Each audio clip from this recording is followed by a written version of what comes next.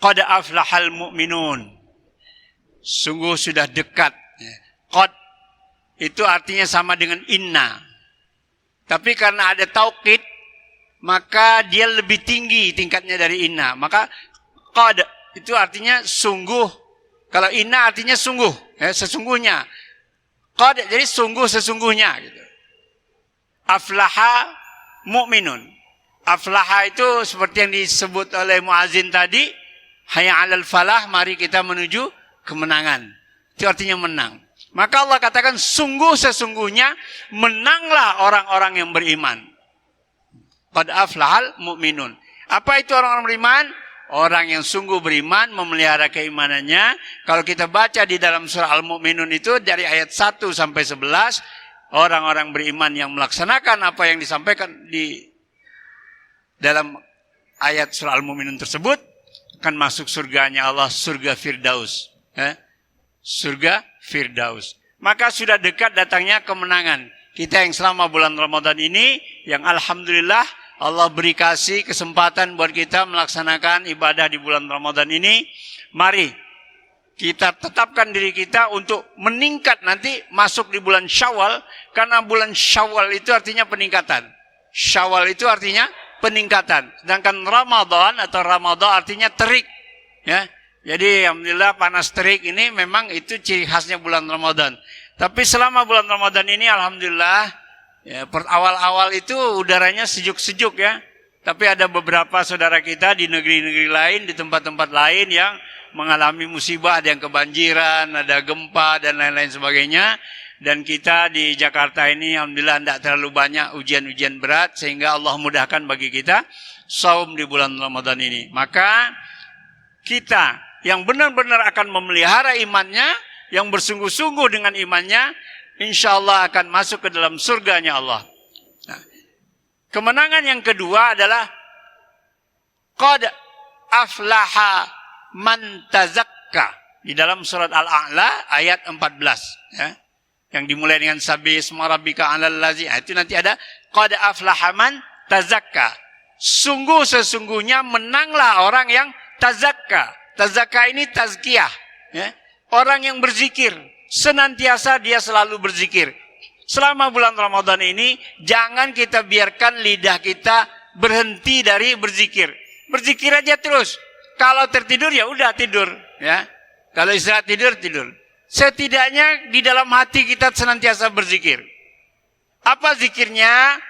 Zikir tentang kemenangan itu ada di surat An-Nasr, ya, surat pertolongan Allah. Idza jaa nasrullahi wal fath, sudah datang ya, nasrullah pertolongan Allah, wal fath dan kemenangan. Nah, ini dipisah oleh Allah antara pertolongan Allah dan kemenangan. Wa ra'aitan nasa yadkhuluna fi dinillahi afwaja. Kamu akan lihat orang beramai-ramai masuk ke dalam agama Allah. Fasabbih bihamdi rabbika wastaghfirhu. Jadi ada 3 macam zikir. Fasabbih, sucikanlah Tuhanmu, wa bihamdi rabbika, dan pujilah dia, wastaghfirhu, dan mohon ampunlah kepadanya. Jadi 3 macam zikir di dalam surat An-Nasr. Perintah ini ya. Maka zikirnya adalah subhanallah walhamdulillah wastaghfirullah. Nah, kalau kita sujud ada juga yang baca subhanaka Allahumma rabbana wa bihamdika Allahumma firli. Itu sama juga 3 itu ya. 3 pokok poin zikir itu di dalam surah An-Nasr. Yang rata-rata anak-anak juga pada hafal itu surah itu, tapi belum mengamalkannya. Ya. Maka dikisahkan Imam Ahmad. Imam Ahmad ini seorang perawi hadis, seorang imam yang sangat hafal hadis, berjuta hadis beliau hafal. Ya. Dan hafal Al-Quran, seorang yang ilmuwan sekali, sangat alim, tinggalnya di Irak. Imam Ahmad ini tiba-tiba kepengen pergi ke Basrah. Basrah itu lumayan jauh, itu 500 kilo lebih itu. Ya. Dia pergi ke Basrah, sampai di sana menetapi satu masjid. Ketika hari sudah dia di sana itu sudah waktu Isya. Selesai sholat Isya dia mau tidur di masjid, oleh pengurus masjid dilarang. Nggak boleh tidur di masjid. Akhirnya dia mau tidur di emperan masjid aja. Dilarang juga. Padahal dia ulama terkenal. Cuma zaman dulu kan belum ada foto, Pak. Jadi ulama terkenal gimana pun nggak tahu, karena fotonya nggak ada. Kalau sekarang ulama terkenal banyak fotonya kan, banyak videonya. Tapi zaman dulu nggak ada. Akhirnya pengurus masjid nggak tahu kalau ini ulama terkenal. Akhirnya setelah diusir dari teras masjid juga nggak boleh tidur. Akhirnya ada seorang tukang roti yang berdekatan rumahnya dengan masjid, dipanggil oleh tukang roti. Syekh, sini Syekh, katanya. Istirahat di sini saja, saya ada tempat untuk Anda. Akhirnya dia istirahat, duduk di belakang tukang roti yang sedang bikin roti itu. Nah ternyata tukang roti ini, setiap dia mengambil adonan roti itu, dia selalu beristighfar. Astagfirullah, astagfirullahaladzim, astagfirullah. Itu terus zikirnya. Heran Imam Ahmad ini, nanya dia. Wahai penjual roti, pembuat roti, sudah berapa lama Anda lakukan hal seperti ini? Sudah 30 tahun saya. Alhamdulillah, 30 tahun. Apa manfaatnya? Manfaatnya alhamdulillah semua yang saya inginkan dikabulkan oleh Allah. Astagfirullah.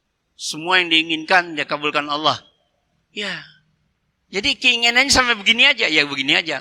Apa ada keinginanmu yang terakhir yang belum dapat gitu? Ada kan? Satu hal, saya ingin bertemu dengan Imam Ahmad.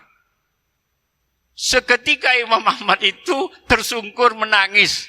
Kiranya istighfar orang inilah yang telah membuat dia gelisah di Irak sehingga pergi mencari sampai ketemu dengan tukang roti ini. Begitu dahsyatnya ya zikir kepada Allah ini. Maka saya mengajak kita semua, jangan kita biarkan lidah kita kosong tanpa berzikir. Apalagi di bulan Ramadan, bulan yang mulia ini, masuklah kita sebagai hamba Allah yang senantiasa berzikir, mengingat Allah, melaksanakan ibadah dari Allah SWT. InsyaAllah dengan zikir kita tersebut, Allah akan menolong kita. Karena Allah akan tandai, ini orang yang selalu mengingatku. Dalam kerja kita, tukang roti tadi selalu istighfar. Astagfirullahaladzim, astagfirullah.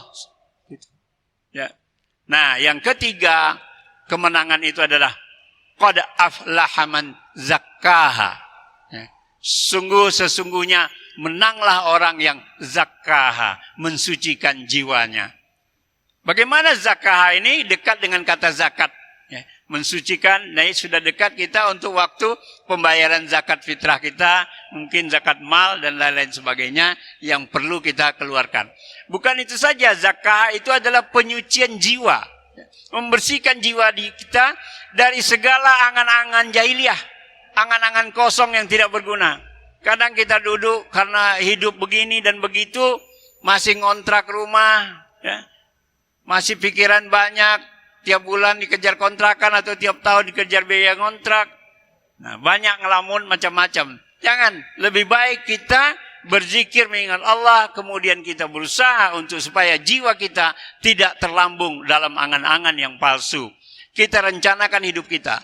Kalau seandainya sekarang kita ini di dunia masih tinggal merumah ngontrak, bukan rumah sendiri, yakinkan bahwa nanti di surga dapat rumah sendiri. Punya rumah sendiri. Bagaimana caranya? Dengan taat kepada Allah, beriman dan melakukan amalan saleh. Maka insya Allah kita akan punya rumah di surga. Untuk bikin pos kamling aja, Bapak Ibu, itu ada anggarannya. Ada rencana anggarannya, ada pengawasnya tuh pos kamling. Kecil.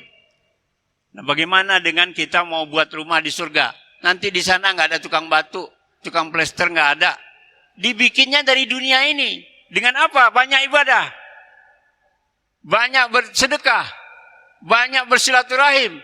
Itulah nanti yang insya Allah akan menjadikan rumah kita di surga nanti. Insya Allah kita semua jamaah Masjid Raya Al-Husna ini, insya Allah kita semua nanti berjumpa di surga. Ya. Kalau Bapak lihat muka saya sekarang, nanti ketemu di surga pasti ingat lagi. Karena mukanya nggak berubah. Ya. Insya Allah nggak berubah. Dan saya juga ketemu Bapak ingat lagi. Ketemu nih, ini Masjid Raya Al-Husna nih. Ya. Nah, insya Allah. Demikianlah kiranya yang dapat saya sampaikan pada kesempatan kali ini. Lebih dan kurang mohon maaf. Nasrul minallah wa fathun qarib. Assalamualaikum warahmatullahi wabarakatuh.